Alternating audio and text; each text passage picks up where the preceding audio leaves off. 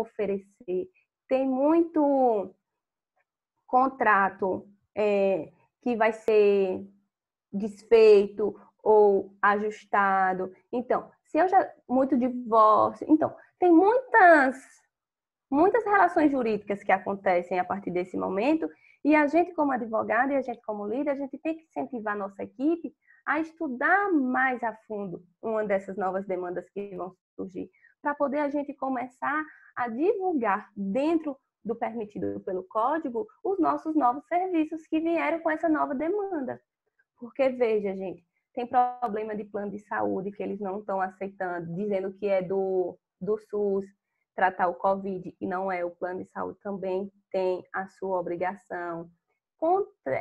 Seguro de vida, enfim. Então, numa dessas conferências, que tal propor um desses temas às pessoas que com a gente dividem nosso ambiente de trabalho? Que tal, ou então se a gente trabalhar só, que tal estudar mais algum desses temas? Certo? É muito importante que a gente consiga enxergar uma luz no fim do túnel, né? Nem todas as pessoas, nem todos os advogados têm contratos fixos que não vão ser quebrados. Muita gente precisa continuar na ativa, né? Então, os nossos escritórios fechados, como em muitas cidades, não significa parar a nossa produção. Outro exemplo é incentivar pelo exemplo, porque é fácil delegar, é fácil a gente mandar cumprir esse prazo, estude sobre plano de saúde, estude sobre seguro de vida, é fácil. Mas por que não a gente propor uma discussão, chamar para conferência ou rapidinho ali no grupo? Gente, eu vi essa medida provisória hoje que trata disso. Queria combinar com vocês para a gente debater sobre isso. Tem chegado no WhatsApp perguntas sobre isso. E a gente precisa estar pronto para responder as demandas. Não sempre na mesma da hora, porque não somos máquinas, né? Mas a gente precisa estudar sobre. E o nosso papel para gerir nossos colaboradores é incentivar sair da bolha, é incentivar abrir a caixa que existe nas cabeças das pessoas, né? E procurar outros serviços. Outra dica para a gente conseguir motivar as pessoas, trazer essas pessoas para produzir, e nós também. E quando eu falo a gente produzir, eu não quero dizer todo dia, 8 horas por dia, não, gente, porque a gente não está passando por um período normal, as coisas não estão normais, não vão voltar ao normais nem tão cedo, mas dentro da realidade de cada um, a gente precisa não querer ficar parado, respeitando o tempo, o psicológico, a rotina e a realidade de cada um. Por favor, eu não estou aqui querendo ser aquele Instagram perfeito de que a gente tem que produzir. Meu Deus, se não produzir, vamos morrer. Não, mas é nossa função tentar não ficar parado e achar a luz em meio à crise, tá certo? Fazer cursos é uma boa maneira da gente se incentivar os nossos colaboradores para fazer cursos. A ESA está com vários cursos online e gratuitos. Tem vários outros sites, não sei se vocês conhecem, tem a Hotmart, tem a Udemy, que são cursos que oferecem cursos online e a preço muito baixo, se não gratuito. E eu digo fazer cursos, gente, não necessariamente na área jurídica. Por exemplo, eu estou esperando um curso de Excel, porque é tão essencial o Excel na nossa vida e eu só sei fazer as tabelinhas do Word. Oh, gente, é uma tristeza. Só que no dia a dia a gente não estuda. Eu não consigo parar para estudar Excel, que é uma coisa que Gente, é a coisa mais linda do mundo. O meu namorado, ele mexe com isso, né? E ele fez uma tabela para mim, que quando eu atualizo, eu sei quantos dias o processo está sem movimentação. Eu fiquei impressionada nesse dia, assim, meu Deus, eu preciso aprender isso. Eu preciso saber isso. Na parte das finanças do escritório, a gente bota as contas, o bicho mesmo lá faz as contas e eu não sei. Então, por que não usar esse tempo que a gente tem mais vago para aprender uma coisa nova? Vai ver que uma pessoa queira fazer um curso de maquiagem, um curso de fotografia, querer desenvolver uma habilidade, e essa é um momento. E a gente desenvolver uma habilidade não jurídica não significa que a gente está se perdendo. Muito pelo contrário. A gente está se redescobrindo. Lembre-se, o caos faz pessoas mais fortes. Mas a gente precisa buscar essa fortaleza que é dentro da gente. Então, deixo como sugestões esses cursos. Do Word também, porque eu só sei o básico do Word. Quando é para botar a página a partir da quinta, meu Deus, aquele negócio de quebrar a página para escrever embaixo. A pessoa parece que vai parir um filho e não sai esse negócio, começa desde a primeira. Então, por que a gente não usar agora esse tempo? O YouTube tem aulas diversas, gratuitas, de 10 minutos. Vamos tentar fazer isso. Vamos pedir os nossos colaboradores. Se a gente trabalha com equipe grande, por que a gente não distribui uma função nova? Olha, quando voltar, você vai ficar na parte de planilhas. Talvez, se ele der certo, você pode ganhar uma bonificação por isso. Ou a gente mesmo, né? Então, fazer cursos, investir na gente, é a melhor forma da gente sair daqui. Porque quando a gente sair dessa situação, o mundo não vai ser mais o mesmo nunca. Espero que seja para melhor quando a gente sair dessa situação. E a gente vai sair igual que a gente voltou. E como eu volto a falar, não é precisar fazer tudo toda hora, 24 horas, todos os 7 dias, não. Mas vamos, na nossa realidade, achar uns 10 minutos aqui, uns 10 minutos ali. Esses cursos que eu falei, os nomes dos sites, quem quiser depois eu posso repetir, tá? Outra, por que a gente não produz um artigo, chama o pessoal do escritório, cada um faz um parágrafo? E eu não digo artigo científico que tem que ter 15 páginas nas regras da ABNT, não. Mas sobre o nosso escritório, na nossa atuação, por que a gente não faz esses novos temas que estão surgindo e a gente ainda não sabe bem? Uma maneira da gente descobrir é escrevendo. Então, por que não chamar a equipe para escrever sobre as regras da Anvisa e os medicamentos, por exemplo, né? Que aparentemente não tem nada a ver com o nosso tema, mas se a gente for desdobrar, a gente acha uma relação jurídica nisso aí também. Atualizar o nosso portfólio. Quantos anos você tem seu portfólio que você não dá uma olhadinha? Chama a equipe. Quantos anos é o mesmo contrato de honorários, né? E a gente não dá aquela atualizada. Talvez esse seja o momento. Os prazos voltaram, mas talvez não cheguem demandas novas pela situação e você tem que se adaptar. Então, que tal a gente ver se não tem teses novas? Cada um aqui sabe qual matéria trabalha mais. Então, por que não pesquisar jurisprudência para já ir selecionando? Se a gente conseguir selecionar 2 jurisprudências novas para os casos que a gente sabe que chega, quando voltar as coisas, a gente já estudou um pouco, né? A gente já sabe o posicionamento dos tribunais. E atualizar os modelos, chamar o pessoal para conversar também. Conversar assim, né? Porque, infelizmente, encontrar a gente não pode. Então, a minha contribuição para hoje é essa. Espero que vocês tenham entendido o que eu quis passar, que a gente não precisa ter... O que eu mais quero passar é isso, que a gente não precisa ter uma vida perfeita. A gente pode respeitar a nossa ansiedade, mas a gente não deve se consumir por ela. E a gente precisa, dentro das nossas possibilidades, arrumar coisas para fazer. E não pensem que coisas produtivas só são coisas grandes. Às vezes, um parágrafo que a gente faz em um dia, uma foto que a gente tira, um vídeo no YouTube sobre finanças pessoais, nos ajuda. E a gente já consegue ser produtivo. Então, quem tiver alguma pergunta, se quiser fazer no chat, fique à vontade. Estou à disposição de todos e obrigada pela audiência.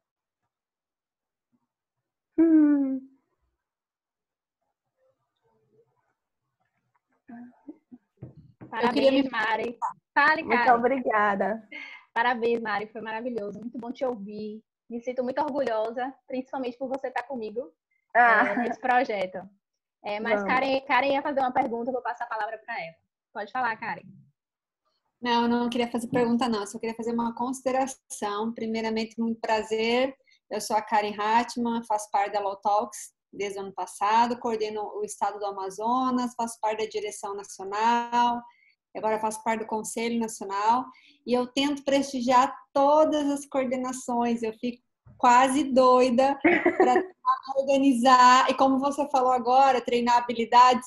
Eu tenho uma habilidade que eu vou treinar hoje, assim que acabar essa, que vai ser fotografia. Então, eu acho interessante o teu resumo, a tua colocação. Eu sou líder, sou advogada há 19 anos, faço gestão jurídica há 19 anos. Eu tenho uma equipe de mais de 100 colaboradores. Então, você começou com o ponto-chave, até anotei aqui do ponto-chave, conduzir pessoas, fazer com que as pessoas doem o seu melhor, deem o seu melhor sem que você obrigue, né? Então, isso é praticamente o resumo da liderança. Então, parabéns pelas colocações, Mariana, é um prazer estar aqui com você. Muito obrigada. Parabéns pelo evento. Eu vou continuar aqui até a hora que começar a minha aula de fotografia. Ótimo. Um abraço para vocês. Abraço, pessoal. Vou passar a palavra, então, para Gustavo, que vai fazer a segunda explanação. Gustavo, que vai falar sobre gestão financeira. Tema ótimo, muito importante também, principalmente nesse período. E Gustavo, tá por aí? Boa noite, pessoal. Tudo bom? Tá me ouvindo? Tá, sim, tá perfeito. Mili, a gente conseguiu colocar a tela aqui? Não. Tá no silencioso você, tá? Vou abrir aqui, 2 minutinhos.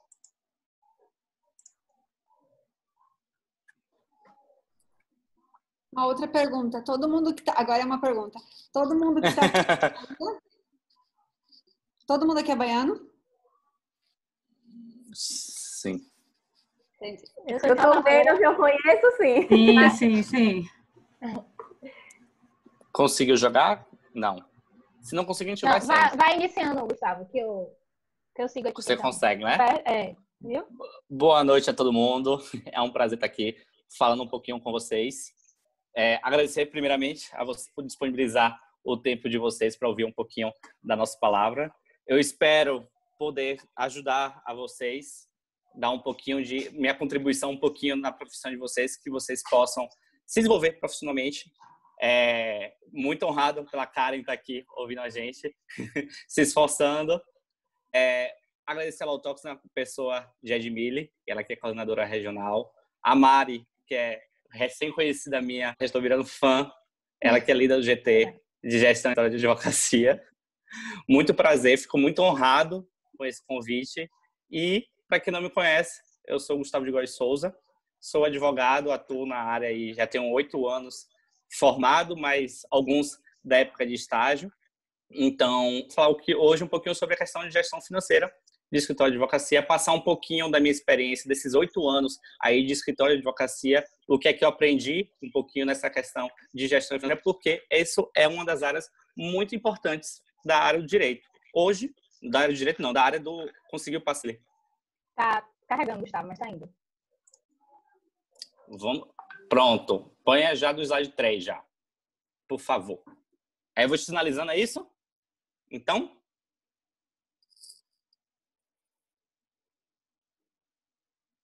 Eu não tô ouvindo, tá? Tá ouvindo agora? Tô. Pronto. Eu vou acompanhando seu raciocínio e vou passando. Tá. Ou então você vai me sinalizando. Você que... Tá bom. Como você preferir. Tá bom. Viu? Tá bom. Tá bom. Então, o que eu estava tentando te dizer é que hoje o advogado, né, pena daquele que acha que a advocacia é tão somente saber o direito, né, e representar e fazer um processo, entrar no judicial e achar que isso é advogar. Hoje, infelizmente, na advocacia moderna, ser advogado é muito mais do que simplesmente... Você consegue colocar em tela cheia? Agora, pronto. Aí eu esse slide porque isso mostra muito bem do que hoje é a advocacia. O advogado hoje, ele para ser um bom advogado, ele só a questão da produção jurídica, do direito, é apenas um dos itens, dos vários outros itens que o advogado tem que saber para ter uma boa repercussão, uma carreira sólida na advocacia, né? na questão jurídica, né? Na sua carreira. Então, eu trouxe aqui, são 7 âmbitos que eu trouxe. Algumas pessoas conseguem dividir isso em mais áreas, outras menos, mas eu gosto de pensar como 7 áreas. Hoje, o advogado, além da questão do direito em si, ele tem que saber também fazer a captação de clientes, gestão de pessoas, gestão de processos, fazer o marketing jurídico dele, o marketing jurídico, esse que está extremamente em voga hoje. A OAB está promovendo diversas discussões sobre esse tema.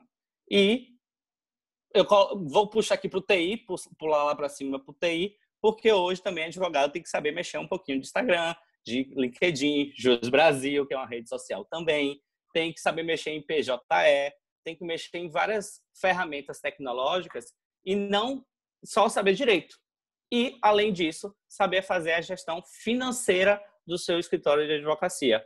Não adianta só saber direito. O advogado que sabe só direito, ele não vai ter sucesso na sua carreira. Infelizmente, ele vai ter uma carreira de vida jurídica curta. Ele vai acabar, não vai poder colher frutos dessa carreira jurídica, porque, infelizmente, diante da concorrência que hoje tem no mercado jurídico, o advogado tem que saber muito mais do que só o direito. E aí, aqui, eu vou puxar a sardinha para minha coordenadora regional, porque eu futucando no Instagram, eu adorei a frase que ela colocou na bio dela, que ela botou assim, ajuda advogados a enxergarem que a advocacia não se resume ao direito. E é exatamente isso que eu estou tentando aqui dizer para vocês, que o direito só é a ponta do iceberg que as pessoas enxergam. Por trás desse saber direito, por trás desse advogar, existe uma imensidão de assuntos que, infelizmente, o advogado tem que dominar. Aí Mari fala, porque eu estou aqui fazendo um curso de Excel, uma planilha, eu faço gestão dos meus processos. Justamente, não basta saber o direito, eu tenho que fazer a gestão do meu processo, tenho que saber quantos dias o processo está parado, eu tenho que saber se, quando sai uma decisão judicial, eu entro em contato com o meu cliente, comunicando que essa decisão saiu, como que eu vou passar essa decisão, o assunto para o meu cliente, tenho que me preocupar com essa abordagem e não simplesmente dizer para ele, saiu de sentença do seu processo, porque ele não vai entender o que saiu no processo. Então, é muito mais do que saber direito. E faz parte da nossa advocacia e, infelizmente, os nossos cursos jurídicos nas faculdades, não há cadeira, ou pelo menos não tem um conhecimento que existam cadeiras falando sobre a questão de gestão de carreiras jurídicas ou gestão de escritório de advocacia. Então, graças a Deus, temos eventos como esse para tentar ajudar os advogados a melhor gerir a sua carreira, tá? Você passa para mim os próximos slides, Mili, por favor. Aí eu coloquei esse slide aqui perguntando para vocês o que é gestão financeira. Pois então, gestão financeira nada mais é do que o registro e análise de tudo que você gasta e recebe, todos os valores que você gasta e recebe eu gosto de pensar como se fosse uma planilha, mas não necessariamente é uma planilha, mas o simples registro e análise de todos os dados financeiros que você possua, certo? Então, é através do gerenciamento financeiro que você saberá por onde anda o seu dinheiro e como você vai controlar esses gastos. Mas também, e é interessante falar que aqui, quando a gente fala de registros financeiros, a gente não está falando tão somente pode deixar aí. A gente não está falando tão somente das entradas. A gente está falando de entradas e saídas. Porque é através desse controle de entradas e saídas que você vai saber qual é o seu lucro, qual é a sua margem. E é interessante falar que não é somente o lucro, mas qual é a sua margem de lucro. Sabe aquela sensação que você trabalha, passa o dia inteiro trabalhando, o mês inteiro trabalhando, chega no final do mês, troca da sua conta e percebe, cadê o dinheiro? Não tem dinheiro. Mas eu trabalhei tanto, eu até entrou um dinheiro na minha conta, mas eu gastei. Ora, como é que funciona isso? Cadê meu lucro? Cadê minha margem de lucro? É justamente quando a gente faz essa pergunta, é bom acender um sinal aí vermelho, amarelo talvez, na melhor das hipóteses, porque demonstra o quê? Que está faltando um gerenciamento financeiro sobre suas despesas. Se você não sabe qual é a sua margem de lucro, se você não sabe qual é o seu lucro ao final de um mês ou ao final de um período de 1 ano, 6 meses, seja lá como você preferir se adequar e fazer essa revisão de valores, se você não sabe qual é a sua margem de lucro e onde você está investindo o seu dinheiro, é porque você não tem uma gestão financeira. Aí é interessante colocar também que através da gestão financeira é que você vai saber se você pode contratar um funcionário novo, você pode contratar um estagiário. Será que você pode fazer aquele curso que você está desejando fazer, mas o curso é pago? Será que você tem condições financeiras para fazer isso? E quando eu falo questões financeiras, não é saber se o dinheiro está na conta, tá? E é interessante a gente falar de gestão financeira nesse momento de pandemia, porque aqueles escritórios que possuíam gestão financeira antes da pandemia, pode ter certeza que hoje eles estão passando por este momento de pandemia, por essa questão esse momento de retração econômica de uma maneira muito mais tranquila do que aqueles escritórios que não têm uma gestão financeira. Por que isso? Porque uma gestão financeira prevê momentos de ausência de fluxo de caixa, de ausência de entradas. Então, faz previsões, ainda que eventuais, ainda que imagináveis, sobre períodos sem fluxo de caixa. Então, você consegue mensurar através de uma gestão financeira, saber, daqui a 6 meses, minha expectativa é que eu venha receber por mês R$ 5.000. Então, meu escritório vai faturar R$ 5.000 por mês. Isso é uma gestão financeira porque você consegue prever. E não é um mero achismo de eu devo ganhar ou não devo ganhar. E se não ganhar, oh, meu Deus, o que é que eu faço? Não. E o interessante da gestão financeira é justamente isso, porque você consegue fazer previsões e melhor alocamento de recursos, tendo confiança e previsibilidade de que você pode ou não fazer um determinado gasto. E aí eu trouxe aqui, por cima, porque o tempo é um tanto quanto curto, 5 dicas que eu gostaria de passar para vocês, que são dicas básicas da gestão financeira. E a primeira que eu trouxe é a dica mais simples, é a dica mais... É o primeiro mandamento da gestão financeira, que é justamente separar o dinheiro do escritório do dinheiro seu particular. Por que isso, Gustavo? Porque eu não posso misturar. Sou advogado, início de carreira, não tenho escritório de advocacia, não tenho sócio, sou dono dos meus próprios processos, mando e desmando meus processos, ninguém manda em mim. Separe o seu dinheiro. O dinheiro é seu, o dinheiro é do escritório. Faça de conta que você tem um escritório de advocacia, ainda que você não tenha um escritório regularmente inscrito na OAB. E por que eu digo isso?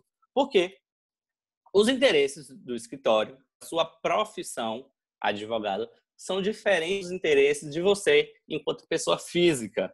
Gustavo, eu quero dizer isso. E é simples. A primeira coisa que eu gosto de falar é: suponhamos que você tem... Suponhamos não, você é um advogado, sobrou lá R$ 1.000 no final do mês na conta, na sua conta. O que é que você faz com esses R$ 1.000 que sobrou na sua conta? É seu dinheiro.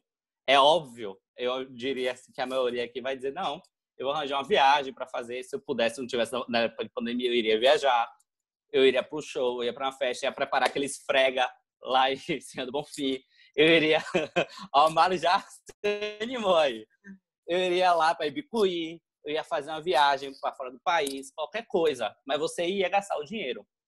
Então, e se esses R$ 1.000 estivessem na conta do escritório e não na sua conta pessoal? Será que o escritório iria financiar, vamos dizer assim, financiar a sua ida para o Senhor do Bonfim? Desculpa, Mari. Será que iria financiar a sua compra dessa viagem sua para o Senhor do Bonfim? Ou o escritório iria preferir pegar esse dinheiro que sobrou de caixa e fazer um investimento, talvez, na compra de um material, na compra de um software, na compra de um curso profissionalizante, talvez uma divulgação no tratamento das redes sociais? Como é que o escritório ia preferir? Então, a primeira dica que eu dou para uma gestão financeira eficiente e válida é separar o dinheiro do escritório do dinheiro dos seus gastos particulares. Gustavo, meu cartão de crédito, eu me descontrolei esse mês, eu saí torrando tudo, estourou meu cartão de crédito. Posso pegar emprestado o dinheiro do escritório para pagar meu cartão de crédito que estourou? Não. Se você estourou seu cartão de crédito, eu só lamento. Você vai pagar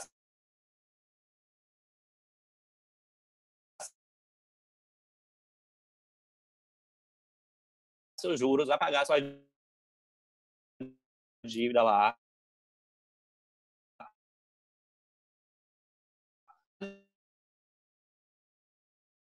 importante você fazer essa divisão. Uma vez depois, então vai acabar que você não vai ter essa divisão de contas, pessoa jurídica e pessoa física. Então, é necessário ter essa disciplina. Você estou cartão de crédito, fez uma compra a mais que você não previa, ou melhor, comprou impulso, desculpa, mas essa despesa é sua, não é do escritório. Tem que saber dividir. E isso é interessante porque isso vai acabar lhe dando um amadurecimento financeiro, vamos dizer assim. Você, na hora de fazer seus gastos e saber quanto é que você recebe exatamente por mês, você vai ter um amadurecimento financeiro e saber, posso comprar aquilo ou não posso comprar aquilo? Eu não posso contar com aquele dinheiro que está na conta bancária porque aquele dinheiro não é meu, é do escritório. Então, assim, é interessante fazer essa divisão, é necessário fazer essa divisão porque os interesses seus não são os mesmos interesses do escritório. E se o escritório tem um faturamento bom, tem um lucro bom, tem uma margem de lucro bom, você vai preferir fazer vai usar esse dinheiro para refinanciar coisas do escritório e não coisas particulares suas, porque, de certo modo, se você não tiver esse controle, você vai acabar gastando com viagem, pode ser até coisas nobres, pode ser livro, pode ser curso, mas saber diferenciar despesas do escritório da pessoa física é essencial para fazer um bom planejamento financeiro, uma boa gestão financeira. Minha segunda dica que eu dou, dito isso, minha segunda dica é que você tem que organizar todas as suas despesas em uma planilha ou no software de gestão financeira, tá? Como eu tinha dito para vocês no início aqui, gestão financeira é o registro e análise de relatórios. Então, a gente separou as contas, vamos começar agora a registrar essas contas. Quais foram as entradas que meu escritório teve? Fiz um contrato com o meu cliente e acertei lá, vamos lá, R$5.000 de honorários advocatícios. Ele vai me pagar em 5 parcelas. E no final, existe uma chance de êxito de eu ganhar mais ou menos mais R$2.000 de honorários advocatícios. Maravilha. Então, vamos pegar uma planilha. Pode ser no Excel, viu, Mário? Você que está aprendendo aí, Jogdouro. Vamos botar lá. Mês de janeiro, vamos lá. Janeiro, fevereiro, março, abril, maio. 1.000. E daqui a um ano, ou quando for a expectativa do final do processo, eu jogo na minha planilha também lá o valor, R$2.000. Por que eu estou fazendo isso? É uma previsão futura. Beleza, é uma previsão futura, não é certo, mas é uma expectativa de que esse dinheiro, determinado prazo, que a gente tem um costume na justiça, quem atua muito na justiça sabe, um processo de juizado aqui em Salvador costuma durar um ano e meio. Pode vir antes, Gustavo? Pode, se vier antes, ótimo, mas pode vir depois? Pode também. Mas é uma previsão, já coloca ali no fluxo de caixa para se acontecer, até para você se planejar em poder talvez fazer algum tipo de investimento, algum tipo de despesa, ou, se até preferir, deixar como reserva de caixa do escritório para alguma eventualidade ou necessidade, ou até mesmo para cobrir algum tipo de ausência de adimplemento de algum cliente. Porque essas são questões, por mais que a gente coloque mês a mês os valores, compreendendo que o cliente vai pagar 1.000, pode ser que o cliente seja inadimplente, óbvio, mas vamos tentar, no máximo, lançar todas as informações para criar uma previsibilidade de quanto é que eu vou ter em caixa num determinado período, certo? E aqui eu gostaria de fazer até um adendo, pode deixar lá, fazer até um adendo que quando vocês forem fazer essas planilhas, e aí até a Mari estava falando da planilha dela, que ela está colocando tudo lá, das despesas dela, viu, Mari? Eu vou dar uma dica para vocês. Coloque as despesas, todos os seus custos do escritório de um lado e as suas despesas no outro. Ela está balançando a cabeça porque ela já sabe o que é que estou falando. Por que eu estou falando isso? O que são custos? Custos são justamente o que você gasta para realizar a sua atividade jurídica e o que é necessário para que sua atividade estritamente jurídica seja realizada. Então, são despesas como bolsa, estágio, que você vai pagar para o estagiário, são despesas com software de gestão do escritório, se você tiver, a luz do seu escritório, é a despesa que você vai ter com maquinário. Entendo eu que maquinário, computador, é custo do escritório, porque sem computador você não consegue trabalhar. E o que é despesa, Gustavo? Despesas são aquelas atividades, são aquelas que você tem, aqueles valores que você gasta, mas que não necessariamente são tem que existir para que o serviço jurídico seja prestado. Então, o que são despesas? Exemplo, aluguel de escritório. Você não precisa necessariamente do escritório para exercer sua atividade. O escritório, tudo bem que ela vai ajudar a sua atividade jurídica, porque você vai ter um ponto físico para o seu cliente ir lá, se dirigir, conversar com você, mas não necessariamente sua atividade jurídica depende do escritório. Então, ela é despesa. Secretária é despesa. Por que secretária? Me ajuda tanto, secretária, mas ela não é advogada. Sua atividade jurídica ela pode ser exercida sem a secretária. E por que eu estou falando para você separar em custo de despesa? Porque custo, tendenciosamente, são coisas mais difíceis de você cortar, porque é necessário para você prestar um bom serviço jurídico ao seu cliente. Já as despesas, é interessante você botar todas alinhadas, porque geralmente é possível você verificar lá, poxa, eu estou gastando muito nesse ponto aqui, nessa linha aqui, olha o quanto está alto esse valor aqui. Vamos ver se a gente consegue cortar? Então, você pode cortar como? Você pode cortar café, é uma coisa que todo escritório de advocacia gasta muito, que seja um exemplo trivial. Mas vamos lá, estou comprando um café muito bom, estou comprando Nespresso, estou gastando, sei lá, R$200 por mês de Nespresso e não tenho condições de ficar gastando isso mês a mês porque eu estou bebendo Nespresso que nem água. Será que eu posso comprar uma cápsula mais simples para tentar diminuir os custos? Isso é um exemplo mínimo do montante. O aluguel, será que tem necessidade de eu ficar com um aluguel caro? Eu posso ir para um lugar com um aluguel mais barato. Então, quando os custos geralmente são, as despesas geralmente são coisas que você consegue cortar e diminuir para aumentar sua margem de lucro. Os custos nem sempre você consegue cortar ou diminuir. E se você cortar ou diminuir, certamente a qualidade do seu serviço jurídico vai ser afetada de alguma maneira. Então, eu gosto de fazer essa divisão. Os contadores sempre recomendam que você faça essa divisão entre custos e despesas, justamente para você ter uma melhor análise dessa sua gestão financeira, tá bom? Minha terceira dica, para dar prosseguimento, é justamente... me passei. É justamente analise seus gastos e custos, suas despesas supérfluas, justamente para você tentar, com isso, aumentar a sua margem de lucro e ter uma atividade jurídica mais lucrativa. Vamos para a quarta dica, então, porque eu me adiantei e falei a terceira na quarta. Minha quarta dica é: estabeleça suas metas. Quais são suas metas? Quais são suas estratégias para o seu desenvolvimento do seu escritório? Eu sempre gosto de falar de planejamento estratégico. Sempre quando eu falo, tenho a oportunidade de falar sobre gestão de escritório, eu sempre falo de alguma maneira sobre planejamento estratégico. Por quê? E por que tem a ver planejamento estratégico com gestão financeira, Gustavo? Pelo amor de Deus, onde é que está enfiando aqui?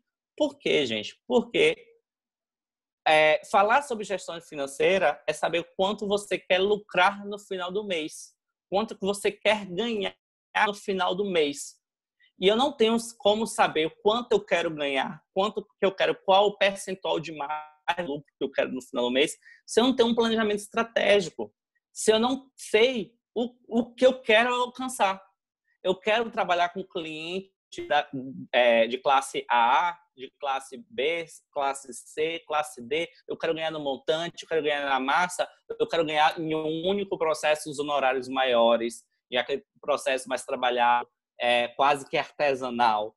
Então, assim, eu preciso saber quais são minhas metas para saber quanto que eu quero lucrar na minha atividade. Eu quero lucrar R$10.000 por mês.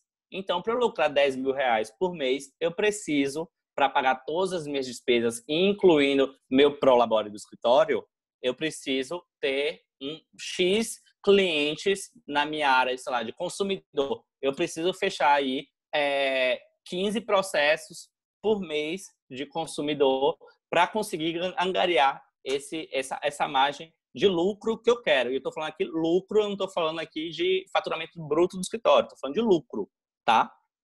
Porque o faturamento é uma coisa, o lucro é outra. Então, eu preciso saber disso para saber o quanto eu tenho que trabalhar, qual o tamanho da minha equipe que eu tenho que ter. E eu sempre gosto de perguntar: quais são suas metas daqui a 3 meses? Quais são os seus... Da onde é que você quer estar? Onde é que você se imagina daqui para o final do ano?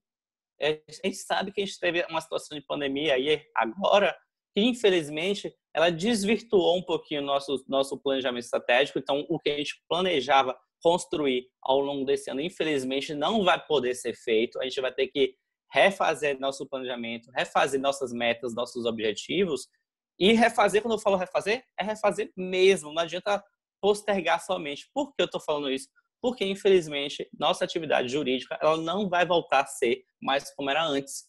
Hoje a gente está falando de videoconferência, sessão por videoconferência, sessão de julgamento de recursos por videoconferência. Hoje, a gente está tendo esse ambiente aqui virtual, onde é possível se fazer esse contato, um evento jurídico de maneira virtual, que era inimaginável no passado.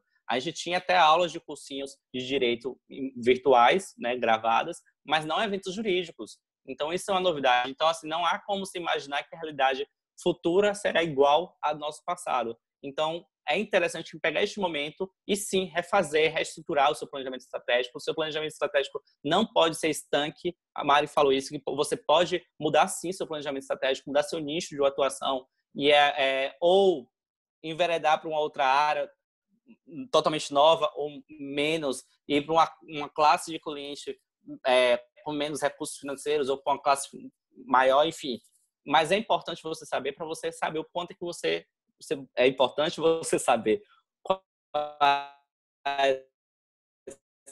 suas metas e objetivos para você ter qual é a margem de lucro e assim você definir qual vai ser sua retirada do faturamento do escritório ou não, se você pode contratar outras pessoas para trabalhar com você ou não, se você precisa de um software jurídico para atender o seu cliente ou não, tá? E minha quinta e última dica, Mili,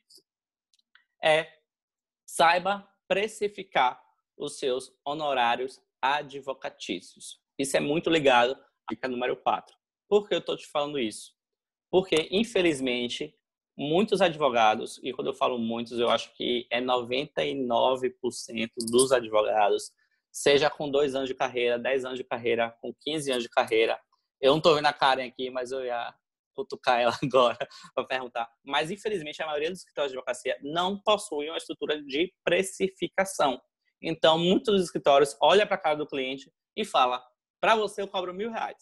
Aí vira para você eu cobro R$1.500 para dar entrada na sua ação. Para o outro, fala, eu cobro R$3.000 para dar entrada na ação. Ora, aí vai que, por um acaso, esses 3 clientes se encontram um dia, ou depois você descobre que eles são amigos, e aí conversam. Ora, mas para mim ele cobrou R$1.000, para o outro cobrou R$1.500, para o outro cobrou R$3.000. Por que isso? Não é justo com seus clientes para começar a história, porque isso vai passar para o seu cliente um ideal que você não tem uma estrutura de precificação e que você dá o preço pela cara, pelo dia, pelo momento, tá? Primeiro fator. E segundo, que é o mais importante, você não tem ideia se aquilo que você está cobrando do seu cliente a título de honorários vai cobrir as despesas do seu escritório. E aí você precisa saber justamente o registro de todas as suas despesas, você tem que ter consciência de quanto é que você está recebendo hoje, quanto você está gastando hoje, para saber se você vai ter condições no futuro de continuar cobrando esse preço ou não. Porque muitas vezes a maioria dos advogados, eu lhe digo, eles trabalham para pagar o almoço. A expressão não é essa, mas enfim. Mas o advogado... Vendeu o almoço para comprar janta. Pronto, é isso. Pronto. Por quê? Porque não tem uma estrutura de preço fixada, não sabe quanto é a margem de lucro, não tem definido qual o público-alvo, qual é essa persona, e não sabe estruturar a precificação dos seus honorários. Existem várias maneiras de você precificar honorários advocatícios. Existe a possibilidade de você precificar honorários advocatícios pela quantidade de processos que você tem, e isso geralmente é para escritórios de massa ou que tenha muitas demandas, mas existe também a possibilidade de fazer precificação de honorários com base na quantidade de horas que você tem trabalhado. Basicamente, como é que funciona isso? Você pega todos os seus custos e todas as suas despesas, soma, vai dar um valor R$10.000, por exemplo. Você é um advogado, se você trabalha mais ou menos ao longo do mês, 220 horas. Você vai pegar os custos do seu processo, vai dividir por 220 horas, vai ter o valor da sua hora. E o valor dessa hora é para você pagar as despesas do escritório. Não quer dizer que você vai pagar o seu lucro que você quer, que você definiu lá no seu planejamento estratégico. Então, se sua hora é R$50, vamos supor, para você pagar suas contas, você vai pegar um processo que você vai passar 10 horas trabalhando naquele processo ao longo do processo todo. Você tem que cobrar no mínimo, para ganhar dinheiro, R$500, fora a sua margem de lucro. E isso considerando que o cliente vai pagar, que não está cobrando por êxito no final e tudo mais. Por quê? Se você não cobrar nada desse cliente para entrar na relação e suponhamos sua hora de custo seja R$50 e você precisa ganhar R$500, se aquele processo não der êxito e você não ganhar nada, você está com R$500 baixo, negativo no seu caixa.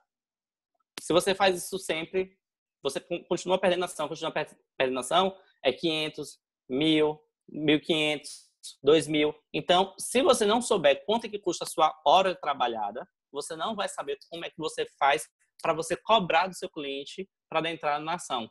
E é necessário que você cobre para dar entrada na ação. Por quê? Porque esses R$500 que você tem para você dar entrada na ação, suponhamos, vai cobrir pelo menos os custos do escritório. O êxito vai ser lucro do escritório. Então, é importante ter consciência disso, porque a maioria dos escritórios hoje está vendendo almoço para pagar a janta. Então, se você não tem estrutura de precificação montada no seu escritório, você não sabe quanto é que custa a hora do seu processo, você não sabe quanto é que custa a sua hora, você não sabe quanto é que custa a hora, quantas horas você gasta no processo, você não sabe qual é o custo de cada um dos processos, você também não tem gestão financeira. Mostra que você está dando valores aos processos, cobrando valores aos seus clientes de maneira aleatória. E isso, se é aleatório, você não causa uma previsibilidade futura para saber se no futuro você vai ter condições de pagar a bolsa do estagiário, o salário do advogado que você contratou. Você não sabe se você vai ter condições de pagar o aluguel do seu escritório. E se acontecer uma outra pandemia, será que você vai ter condições de manter seu escritório sem entrar novos clientes? Por quanto tempo? Todas essas questões é importante se saber, ou pelo menos se prever, tentar mapear, por conta que você tendo a melhor alocação de recursos, você vai ter uma maior sobrevida, ou melhor, você vai ter melhor condições de saber onde você vai alocar o seu dinheiro, o seu rico dinheiro. E aí, com isso, você tem maior chances, maior probabilidade de se manter pulsante, vivo, com a sua atividade de advocacia funcionando, porque você sabe até onde a sua perna pode ir. Você sabe o quanto você tem condições de gastar em determinado mês ou não, e com isso controlar seus gastos. Tá bom, pessoal? Essa é a minha contribuição. Eu acho que até estourei o tempo, não tenho certeza. Mas eu espero ter ajudado. Caso vocês tenham ficado alguma dúvida em relação à precificação de honorários advocatícios, porque aqui eu só dei uma pincelada, é muita coisa, dá para passar horas, dá para fazer um curso inteiro só falando sobre gestão financeira, falando sobre precificação de honorários, falando como cobrar cliente por pasta, como cobrar cliente por hora. Claro, de acordo com a realidade de cada um, porque não dá para eu aplicar a mesma realidade aqui em Salvador. Karen, da onde que eu esqueci? Eu sou paranaense, moro em Manaus há 10 anos. Vixe, paranaense, então moro em Manaus. Não, às vezes a realidade... Eu sou paranaense, mas eu moro em Manaus. Porque eu não sei se a realidade da Karen em relação aos clientes dela é a mesma realidade dos clientes que eu tenho. Então, às vezes, aí entra a questão da estratégia. Qual é a minha margem de lucro? Não adianta eu querer lucrar R$100 mil por mês se meus clientes, o nicho de mercado que eu estou atuando, vai ter essa possibilidade. Eu teria que ter um mega escritório, uma mega estrutura, talvez, para conseguir ganhar isso no fluxo de clientela. Então, o que é que eu tenho que fazer para conseguir, se eu quiser isso? Ou talvez eu tenha que mudar de nicho. Então, assim, é uma gestão financeira, tem pano para manga, tem muita coisa interessante para fazer e é de suma importância. O advogado que não sabe fazer minimamente a gestão financeira do seu escritório de advocacia, ele é fadado a dar ao insucesso. por conta que ele não vai ter condições de saber se ele pode contratar um advogado, se pode contratar uma secretária para ajudar a ele nas suas atividades e, eventualmente, se o fluxo de caixa não vier, ele não vai conseguir pagar essas contas dele, ele vai começar a perder prazo e, infelizmente, o cliente vai largar o escritório dele para ir para o do concorrente e, enfim, é uma bola de neve. Então, recomendo a todo mundo, estudem gestão financeira, aproveitem este período de pandemia. Existem inúmeros cursos gratuitos, inclusive da ESA, tanto a ESA Nacional como a ESA da Bahia, do Paraná, lá de Belém do Pará, deve ter também. Perdão, eu confundi Paraná com Pará. Perdão. E procurem se informar disso. Existe, inclusive, pós-graduação de gestão empresarial acontecendo. Hoje estou fazendo uma pós dessa de gestão empresarial que dá várias dicas sobre planejamento estratégico, fluxo de caixa, capital de giro, DRE, balanço contábil, fluxo de caixa. São cursos interessantes que todo advogado tem que saber. Eu, particularmente, sou da área empresarial, então faz parte do meu dia a dia com meus clientes saberem disso. Então, se vocês quiserem atuar na área empresarial, vocês têm que saber esses conceitos para poder dialogar com os clientes de vocês. E qualquer coisa, eu estou aqui disponível para todo mundo, tá bom? Obrigado, Mili, pela disponibilidade. E desculpa se eu falei demais. Obrigada, Gustavo. Foi maravilhoso. Tenho certeza que todo mundo aprendeu com as 5 dicas. E quero agradecer pela sua disponibilidade, por você ter topado, você que faz parte da Low Talks e está com a gente nessa, está no grupo de gestão do escritório. Para mim, foi maravilhoso você ter aceitado e você tá comigo e com Mari nessa, né? Para fechar, gente, a nosso evento e nossa noite, eu vou convidar agora Matheus Galvão. Ele vai falar sobre como criar comunidades, né, Matheus? Com a criação de conteúdo. E eu vou passar a palavra aqui para ele agora. Oi, boa noite. Estão me ouvindo bem? Sim. Boa noite, estamos me ouvindo sim. Primeiro, agradecer pelo convite da Low Talks, Mili aí, Mari, Gustavo.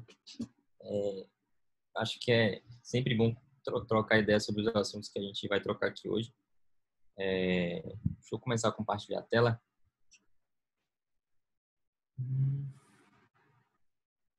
Ops.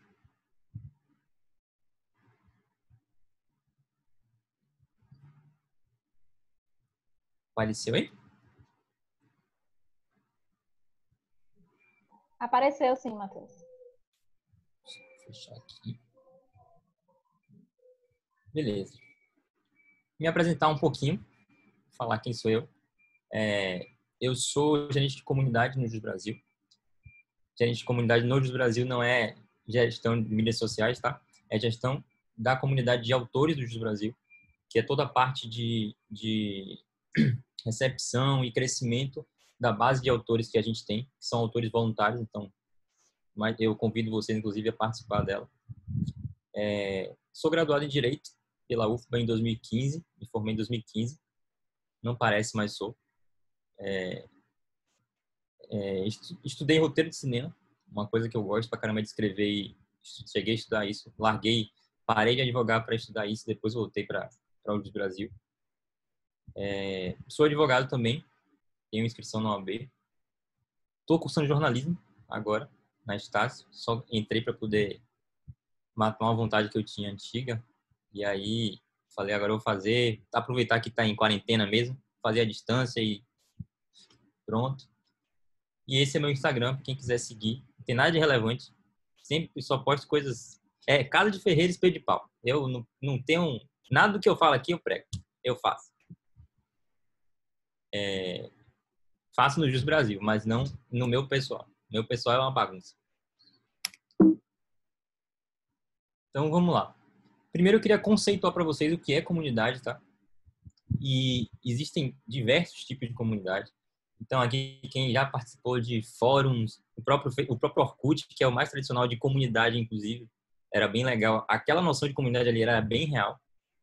O próprio Facebook, o Twitter, o Instagram, o LinkedIn, o Google+, que foi abaixo, o próprio YouTube, Pinterest, são comunidades. O que é, e aí eu vou voltar para a definição aqui, comunidade na definição pura e simples prática. São muitas pessoas juntas em torno de algum interesse ou objetivo em comum. E é por isso que comunidades de fórum, como a gente tinha inclusive o próprio Orkut, eram comunidades em torno de um interesse em comum. Todo mundo tinha a sua comunidade favorita. Eu seguia todas as comunidades de artistas. Então, eu adorava música, então eu seguia Marisa Monte, Maria Rita, e ficava trocando ideia com gente de todos os lugares do Brasil sobre aqueles artistas, quando é que ia sair CD novo. Então, é um interesse em comum que une essas pessoas, tá? Ou um objetivo em comum.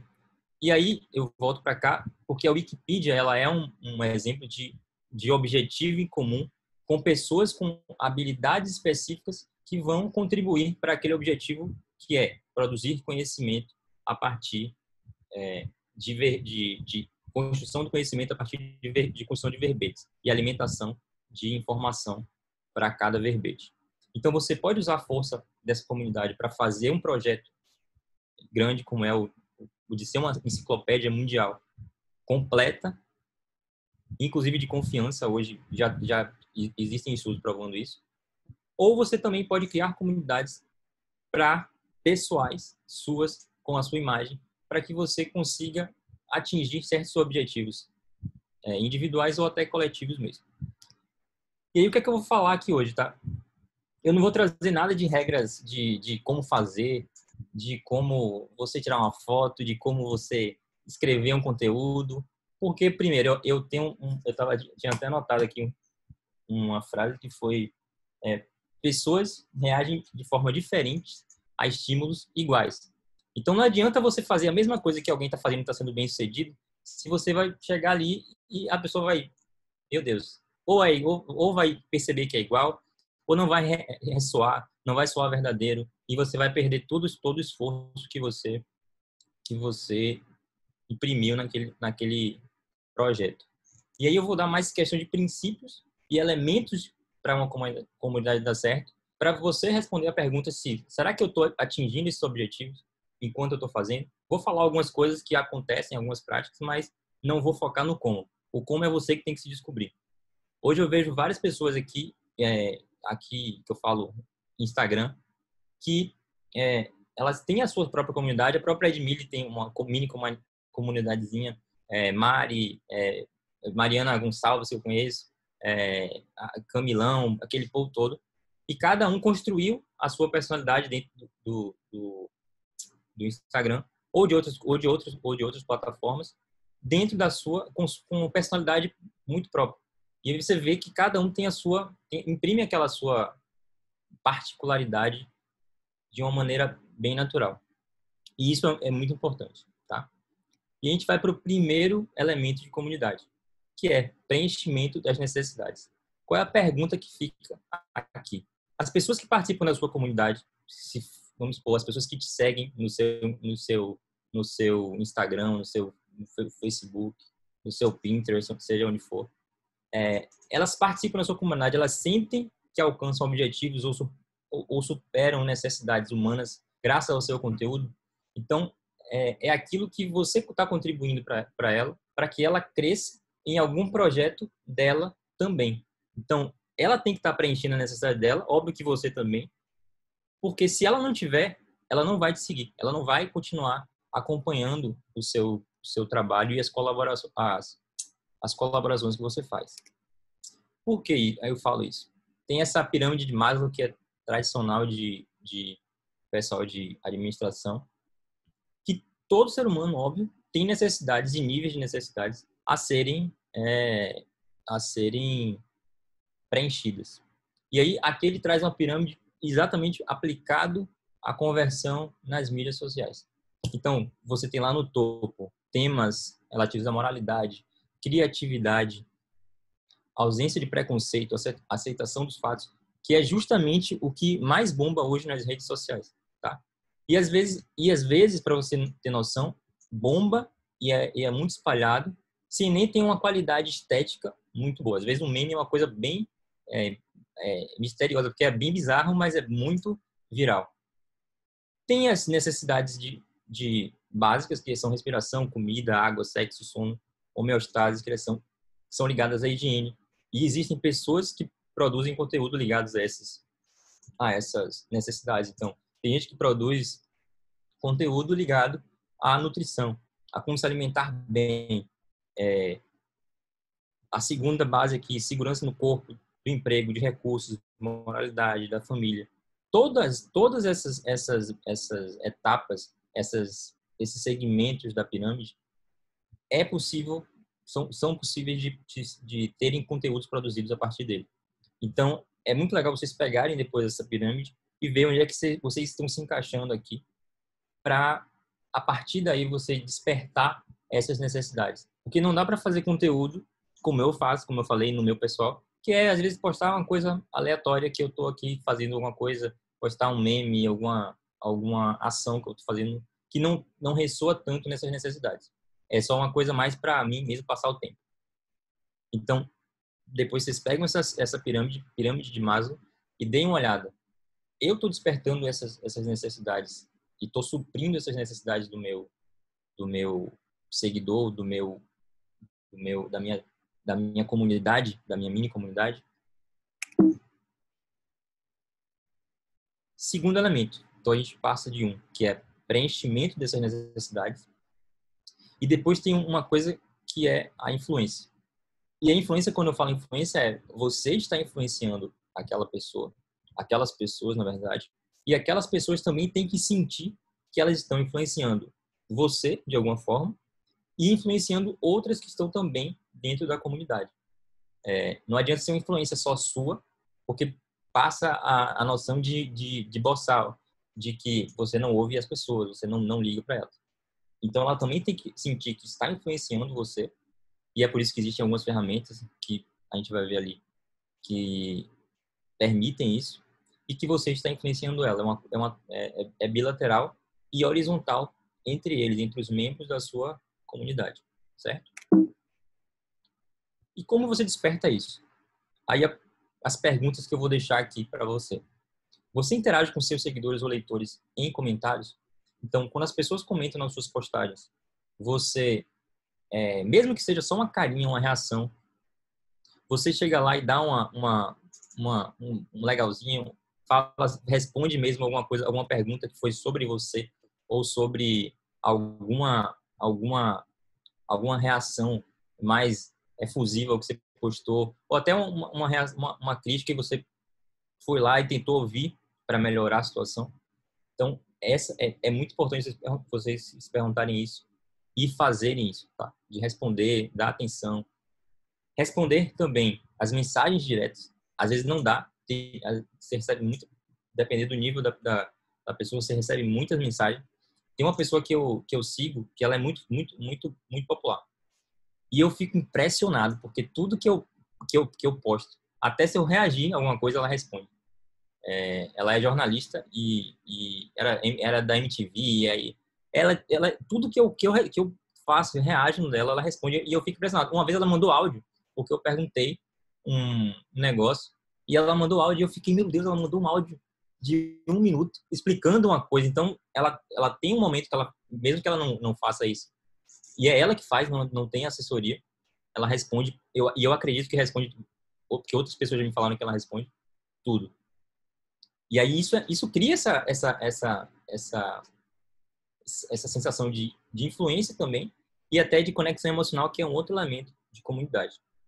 Então, responder essas mensagens dentro do possível. Às vezes também tem coisas que não vale a pena responder. Sei lá, alguém criticando, aquela crítica bem, sabe, nada construtiva, é só para te agredir. É melhor não alimentar os trolls, como a gente fala. Deixa o troll lá, quietinho, não dá atenção não, senão ele vai fazer mais.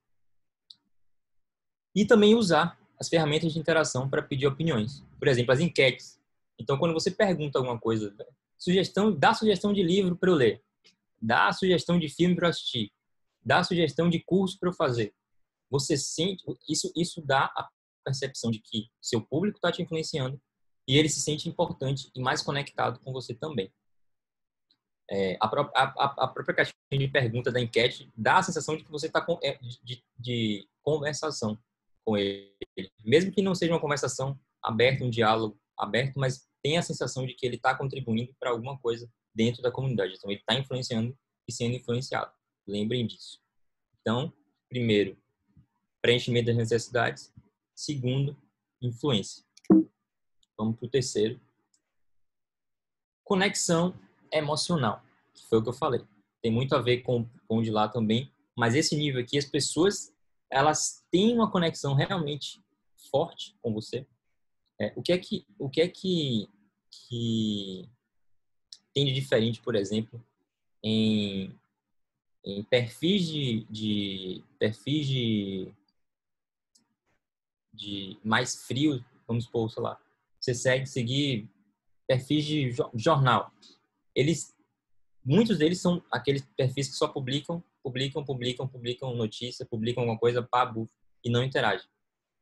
Já tem outros que não. Então, tipo, tem uns que, como o Estado de São Paulo, Folha de São Paulo, eles têm uma interação muito alta com a produção de conteúdo. Se vocês verem, geralmente na noite tem um público, inclusive, mais jovem, que à noite aparece, fazendo stories, faz um roteirinho bem bonitinho mesmo, de interação, para as pessoas se comunicarem com ele e construírem uma narrativa legal de conexão emocional.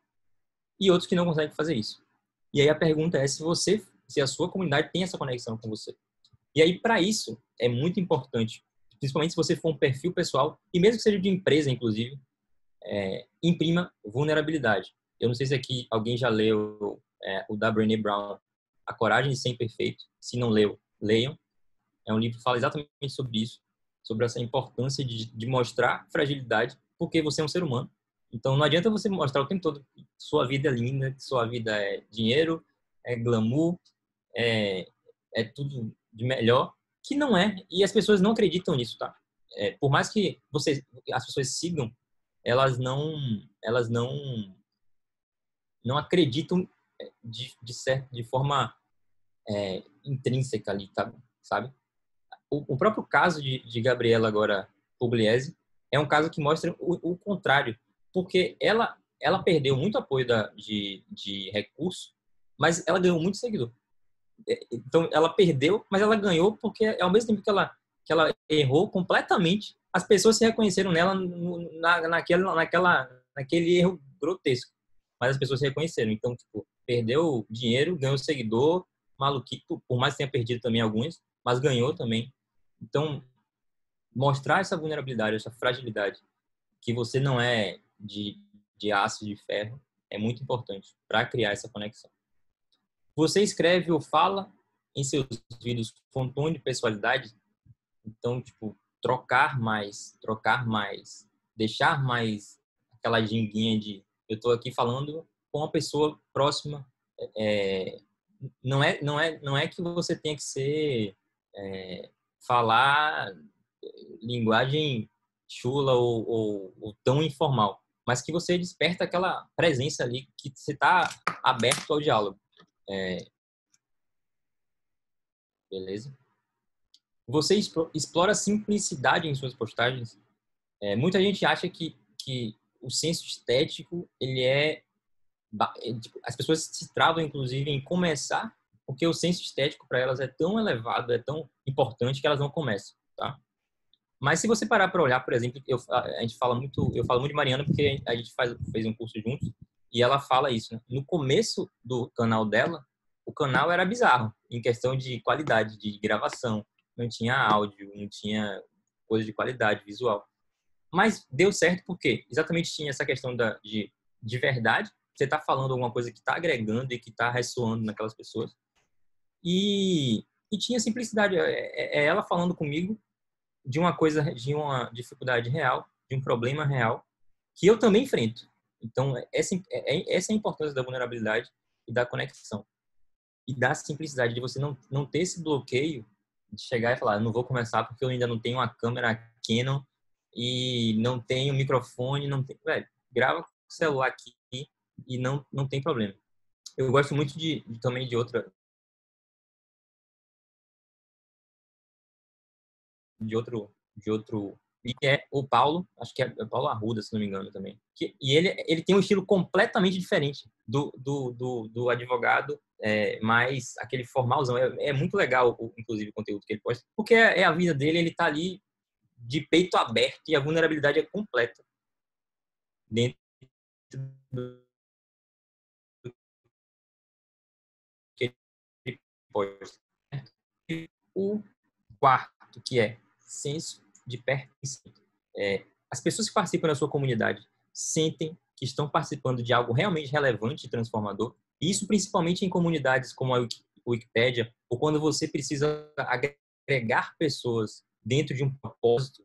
E aí eu vou falar de comunidades como o Teto, por exemplo, que é aquela ONG que as pessoas constroem casas para pessoas carentes.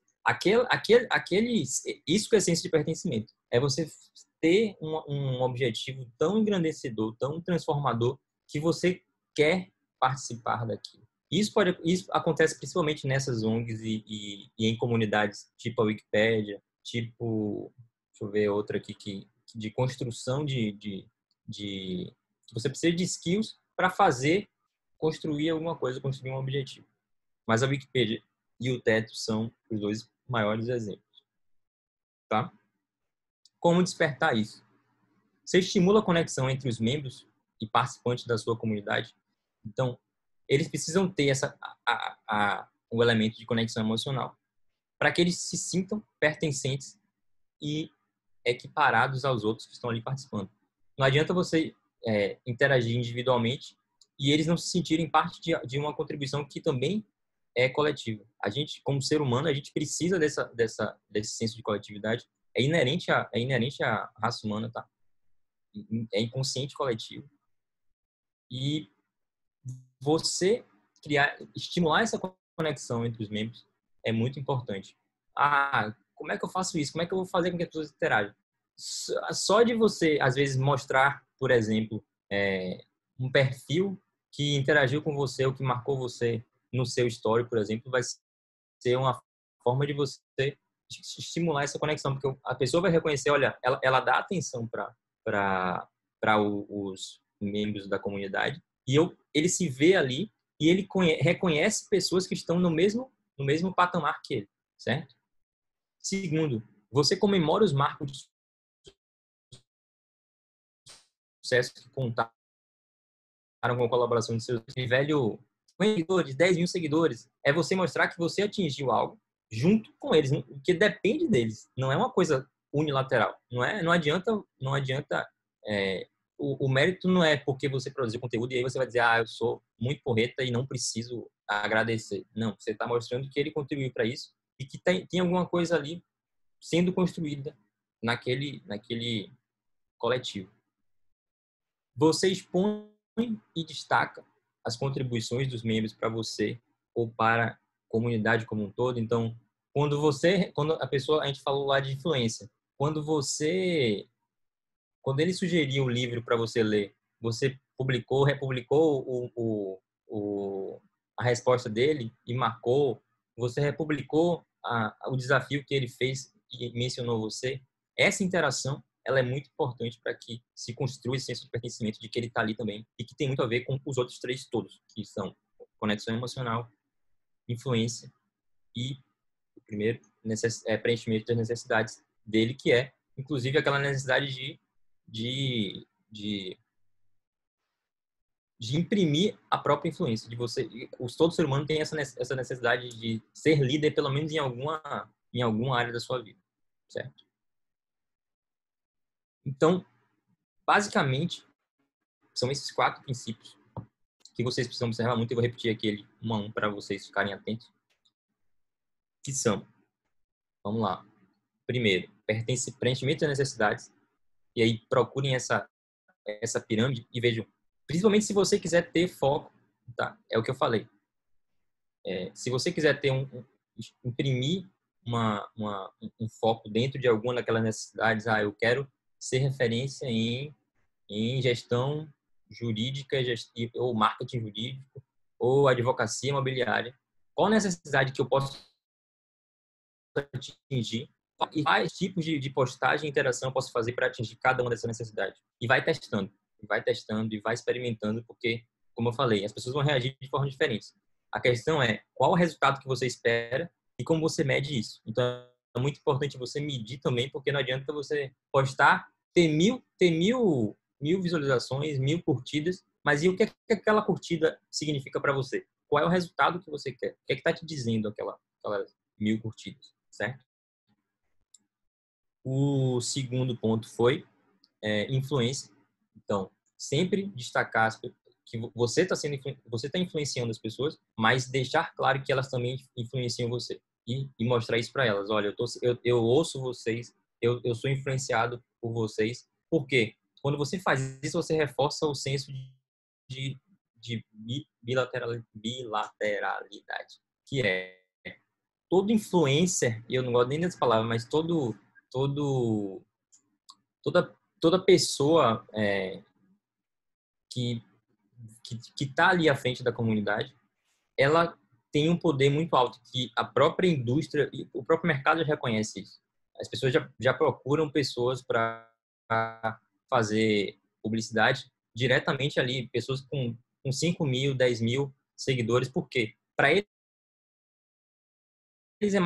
é muito mais lucrativo investir em pessoas que estão próximas e que as pessoas que estão seguindo confiam muito, e aí a importância de medir o resultado. Qual é o meu impacto enquanto influenciador? Quanto é que eu consigo influenciar da minha base? Porque quanto mais essa influência for relevante, melhor para eu negociar no meu Media Kit lá, que eu vou fazer para quando alguém vier com a proposta. Então, você ter essa noção de quanto você influencia é muito importante. Mas deixar claro para o seu seguidor que ele também está te influenciando é legal, porque ele vai te ouvir muito melhor e dar muito mais atenção a você do que se ele não fosse ouvido, se ele não se sentisse ouvido. Aí é a importância da influência. Conexão emocional e principalmente a vulnerabilidade. E eu repito o livro da Brené Brown, ou até o TED Talks dela, tá? É Brené Brown, Meio de Marrom, que é muito legal para vocês entenderem isso, da importância de serem vulneráveis, de mostrar essa sua fragilidade, que você não é de ferro, que você chora, que você tem problemas e que você está enfrentando os problemas, porque isso é a melhor forma de você ressoar em um ser humano que está lá na ponta e que às vezes está passando pela mesma dificuldade que você e se reconhece mais e fortalece mais essa conexão. E, por fim, o senso de pertencimento. Então, manter o senso de pertencimento, ele resume todos os outros três, mas dar um valor, principalmente motivação, para aquelas pessoas estarem ali, certo? Independente do conteúdo que você produza, seja no YouTube, seja no Instagram, seja no Jus Brasil. E aí, o que é que uma comunidade forte te proporciona? Como eu falei, novas ideias, parcerias. Ideias surgem exatamente dessas pessoas, às vezes tá ali num quadradinho daquele de pergunta e resposta, você surge um insight e fala, putz, isso aqui dá um curso, dá um produto, dá alguma coisa que eu posso fazer para realmente melhorar o que eu estou fazendo no meu trabalho. Parcerias, óbvio. Às vezes aparece ali alguém que putz, eu estou seguindo você, vejo a autoridade no que você está fazendo e eu quero fazer um curso com você, quero montar um projeto com você. As pessoas se conhecem, tá? Então, a própria Low Talks, ela tem esse caráter de envolver pessoas, é uma comunidade também dentro e fora, porque tem um propósito, tem um projeto. Segundo, criar autoridade dentro de um nicho, óbvio. Essa coisa do nicho eu acho bem, eu tenho uma crítica extrema à especialização. Eu acho que daqui para frente nada vai poder ser especializado, porque se você for especializado e for uma especialização burra, me desculpa o termo, mas burra no sentido de você estar ali preso aquilo, se tiver uma mudança drástica, você não entra em nada. A gente está percebendo essa mudança agora, tá? E um dia eu estava conversando com o CEO da Lint, que é uma startup, uma low-tech também, jurídica. E ele falou um negócio bem legal. Agora, nesse período de Covid, as mudanças estão sendo muito rápidas. Por quê? Telemedicina já está aí rolando. A advocacia, inclusive para a gente, para o Jus Brasil, que era uma luta imensa de contra a OAB, elas já estão se abrindo, vendo, putz, realmente, se as pessoas não tiverem acesso ao virtual, acabou. Tem gente lá sei lá, numa cidade bem inacessível, sei lá, tem no interior da Bahia que não tem um advogado. Se ele tiver que se deslocar para uma cidade e não tiver como ele não pode se conectar com uma pessoa que está numa cidade próxima ou até em Salvador mesmo que pode resolver uma coisa para ele, porque a OAB não quer isso e às vezes mantém alguns privilégios daqueles advogados que têm contato dentro da ordem. Então, essas coisas estão acabando e estão se quebrando muito mais rápido.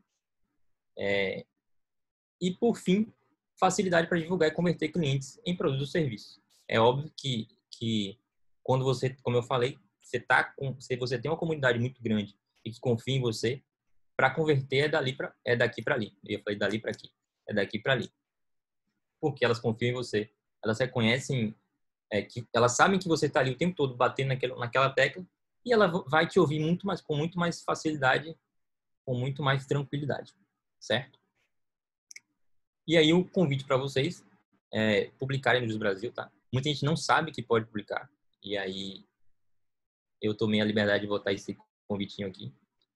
E é muito simples, é só chegar lá, ter o login, clicar aqui em publicar, ou clicar e escolher aqui na parte do para você, escolher publicar um artigo, notícia ou modelo de peça que está lá e você vai mandar.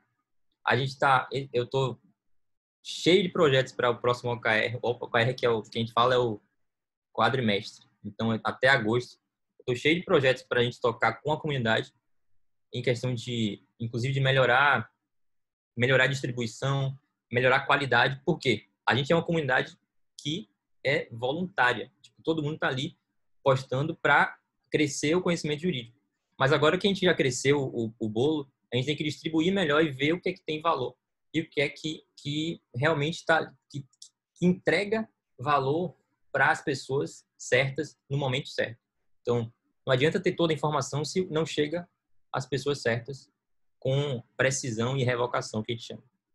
Então, a gente tá com vários projetos para fazer aí, curadoria, montar uma comissãozinha com os próprios autores de curadoria e várias surpresas. Já estou adiantando para vocês aí com o que eu não devia. Mas entrem, publiquem, curtam, comentem outras publicações, sigam pessoas que a gente é exatamente para isso, para criar conexões entre advogados ou até outras pessoas que nem são advogados, tem muita gente lá que não é advogado. Então, aproveitem isso, certo? De novo, obrigado pelo convite e espero que tenham gostado e aproveitado, tirado proveito de alguma coisa.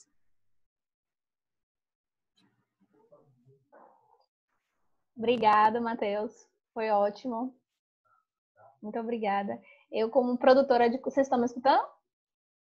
Sim, Emília. Eu, como produtora de conteúdo lá do Decidi Advogar, aprendi muito aqui com você com essas dicas. Tenho certeza que eu vou aplicar por lá. E você falou essa questão de influenciar. Eu acho que eu não cheguei a comentar com você que eu influenciei as pessoas na pandemia a escrever no Jus Brasil. Porque no início, nas primeiras semanas, né, eu publiquei artigos lá e divulguei maçantemente lá no perfil. E várias pessoas começaram a vir falar, que começaram a escrever, começaram a ter resultados por lá, me agradecendo por ter mostrado a plataforma e ter mostrado que o advogado pode captar clientes ou mostrar sua expertise de conteúdo em forma de artigo, né? Não só postando no Instagram, não só fazendo stories, enfim, esse outro viés. E também gravei um vídeo onde eu falo justamente sobre isso. Muitas vezes a pessoa ela tem mais afinidade com a escrita, ao invés do vídeo, ao invés de estar ali no Instagram. Então, e o artigo ele tem uma visibilidade igual ou maior do que a produção de conteúdo lá nas redes sociais. E a partir desse vídeo eu também recebi essa resposta de, poxa, não tinha pensado por esse caminho, vou fazer, e fizeram, e essa semana até também recebi isso. E fica bem clara essa questão da influência, né? Nesse momento, quando eu recebi esse feedback, eu percebi o quanto eu influenciei para as pessoas escreverem lá no Jus Brasil. E fora a, o modelo de influenciar pela viralização, que é o modelo mais do Instagram e tal. Até porque o Stories é muito rápido, 24 horas. Algumas o feed demora mais, mas também é passageiro. E não ranqueia no Google. Então, a gente tem um bom ranqueamento no Google. Então, tem gente que foi embora. Eu estava estudando isso hoje. Tem muita gente que foi embora do Juiz, deixou de publicar, tem 3 anos, 2 anos, e aí eu vou lá no perfil da pessoa e vejo que ele tem texto com 300 mil visualizações. E aí ele nem tá dando atenção a essas pessoas que estão chegando lá no artigo dele pelo Google, e ele completamente abandonado o perfil, provavelmente, porque ele tá se esquecendo de voltar e participar. Então, não só pelo tempo, pela coisa viral, pelo passageiro ali, mas do duradouro, do perene, que é esse valor da busca do Google. Sim, com certeza. E também, como eu falei lá, a questão do papel social do advogado de informar, né? De não só a estratégia da sua carreira, de mostrar a sua expertise, mas sim do lado social. E que esse momento de pandemia exige da gente essa postura de informar, de passar toda a informação que aquele cidadão precisa nesse momento, com aquele problema que ele está passando. Então, traz também, nesse momento, a importância de escrever e de falar e de publicar de uma linguagem mais simples, né? Que atenda àquela pessoa que está lendo. E o pós, né? Não é só você escrever. Além de você escrever, você dá uma atenção aos seus leitores, aquelas pessoas que tiraram a sua atenção, compreenderam o que você está falando. Eu tenho esse cuidado lá no Jus também, de responder todos os comentários, de responder os e-mails que eu recebo através do artigo, porque eu também recebo esse feedback através do e-mail. Então, eu tenho esse cuidado também de responder a dúvida por lá, porque é isso que é importante, né? Esse cuidado e não só escrever, mas também continuar perpetuando o conhecimento. Muito obrigada, viu, Matheus? Mari, queria falar? Não, só que eu também escrevo lá no Jus, e eu percebi que lá o feedback é muito maior com colegas também advogados. Que lá eu escrevi lá no momento que eu estava perdida. Aí eu me achei no Jus. E nisso eu nunca pensei que o Jus Brasil traria esse retorno que ele traz. Isso porque eu ainda não sou fiel como eu deveria ser. Mas eu vou melhorar isso. Edmília é a minha influenciadora. Ela sabe disso, que eu estou melhorando a cada dia nessa área digital, que eu sou uma negação. Mas estou melhorando. Mas no Jus, eu vejo que quando eu posto um assunto de, por exemplo, contrato bancário, o que você precisa saber, essas coisas, a visualização não é tão grande quando eu coloco um modelo de petição disjuntada, por exemplo. E, inclusive... práticas, elas têm mais apelo. Exato, muito mais. E lá tem um espaço para as pessoas comentarem. Um advogado, eu não lembro, acho que era de Minas, totalmente contrário ao meu meio, passando um e-mail, perguntando se eu queria contato, que estava disposto à parceria, só por causa de um artigo no Jus. Então, a gente precisa dar mais valor. Eu acho que isso vem muito porque o Instagram são muitas pessoas ali influenciando e falando, que às vezes a gente acha que o ideal é ali, né? Que o certo é ali. E que não é. Vários outros espaços de comunidade são.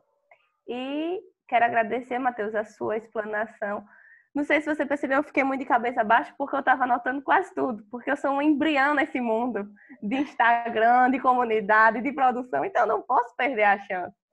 Eu não posso deixar de anotar, porque se eu não anotar, eu esqueço. Então, foi excelente sua palestra. Eu amei esse momento de conversa que a gente teve. Muito obrigada pela sua disposição, pela de Gustavo, pela de Mili e de todas essas pessoas que estão aqui nos ouvindo. Se elas estiverem tão encantadas quanto eu acho que a noite foi ótima. Então, muito obrigada a todos e é isso. Mari, só complementando o que você falou, essa questão de você sentir o que deu mais retorno, né? Na verdade, o meu caso foi diferente. Eu já escrevia no Jus e depois eu conheci a sede e assisti a palestra de Matheus, que acabou de falar aqui com a gente, o mesmo Matheus. E nessa palestra de Matheus, ele deu algumas dicas de como a gente escrever lá no Jus. né? Ele deu toda a estrutura do artigo que poderia ter mais visualizações, poderia ter mais adesão ao público à leitura. E a partir daquela palestra, eu mudei completamente a minha forma de escrever lá no Júlia. Eu senti qual era o público daquela plataforma e também a questão também do time da notícia, o time do que deve ser falado, né? Eu acho que isso também deve ser levado em consideração. Por exemplo, o artigo meu lá, que viralizou, vamos dizer assim, né? Que bateu um número muito alto de visualizações, foi justamente o artigo que eu escrevi na manhã onde saiu a medida provisória. Então, horas depois que saiu a medida provisória, eu já estava com o meu artigo publicado lá no Juiz. Então, as pessoas automaticamente já estavam procurando no Google. O meu artigo era o único que estava ali falando sobre aquela medida provisória. Então, automaticamente, nas primeiras horas, ele teve muita visualização. Claro que a forma da escrita, que eu continuei com a mesma forma de escrita, de um conteúdo direto, um conteúdo que tem uma linguagem não tão juridiquês, que seja realmente para a pessoa que não seja da área, que não só a pessoa que seja da área, mas também fora entender, ajuda a perpetuar para os outros dias continuar as visualizações. Mas eu percebi também essa questão do time, de você pegar aquele assunto da sua área jurídica que está ali, que foi naquele dia, naquele momento, e escrever, aproveitar esse tempo, porque isso também ajuda lá na plataforma. Não sei se falei algo errado aqui, viu, Matheus? Não, sim. É isso. Tem esses dois tipos que eu falei. Tem o perene, que é aquele que é o que a Mari falou. Quando é prático, às vezes é um modelo, às vezes é um perguntas e respostas sobre tudo. E às vezes é esse viral. Teve um dia desse, tem um mês, acho que foi o último artigo que eu publiquei, inclusive, quando o professor Luiz Flávio Gomes morreu. Eu cheguei e aí eu tinha acabado de acordar. Era 6 da manhã, 6 e pouco. E aí o assessor dele mandou uma mensagem para mim, que a gente se conhecia, ele pegou e falou, o professor morreu. Aí eu fiquei em choque e falei assim, e agora? E aí eu procurei a notícia e não sabia. E aí eu falei, não, eu vou falar com ele e vou publicar no Juiz. Publiquei. Na mesma, tipo, 2 horas depois tinha 170 mil visualizações. Eu falei, meu Deus do céu, o impacto é muito alto, porque primeiro, não tinha ninguém falando, não tinha noticiário nenhum. E já estavam procurando no Google sobre aquilo. Então, eu fiquei triste da notícia, confesso que fiquei triste, mas falei, vou dar, porque eu não tô achando lugar nenhum. A gente entende o sentimento. Verdade. Gente, eu quero agradecer a Matheus, Gustavo e Mari, que fizeram as explanações aqui pra gente essa noite. Eu que agradeço a oportunidade, viu? Estou muito feliz mesmo, por todo o conteúdo passado, por tudo que vocês fizeram para nós aqui que estamos ouvindo. Então, muito obrigada. Tenho certeza que esse é o primeiro de muitos que a gente vai organizar. Gostei muito da experiência. Realmente foi muito bom. Vou passar para a Mari, que é a líder do grupo, para poder ela encerrar, e já deixo aqui meu boa noite a todos. Então, pessoal, já tinha dado minhas considerações ali. Estou muito feliz mesmo, com a participação de todas aqui. Agora eu posso falar todas as ouvintes, né? E os participantes. Estamos disponíveis para vocês, caso vocês queiram saber mais sobre a Law Talks e sobre o dia a dia, essa loucura que a gente está vivendo. Porque eu acho que eu estou vivendo uma loucura, a parte que um dia eu vou acordar. Mas, e eu deixo como uma dica, nunca percam essas chances de aprendizado. Porque às vezes a gente acha que porque é online, porque é gratuito, não tem valor. Mas são esses pequenos momentos que, como o Matheus disse, traz uma ideia que talvez seja a ideia da nossa vida. E a gente, às vezes, deixa passar por isso. Então, agradeço a participação de todos, a audiência de todos. E estamos à disposição. Sempre todos aqui que precisar de mim, estou às ordens. Tchau, tchau.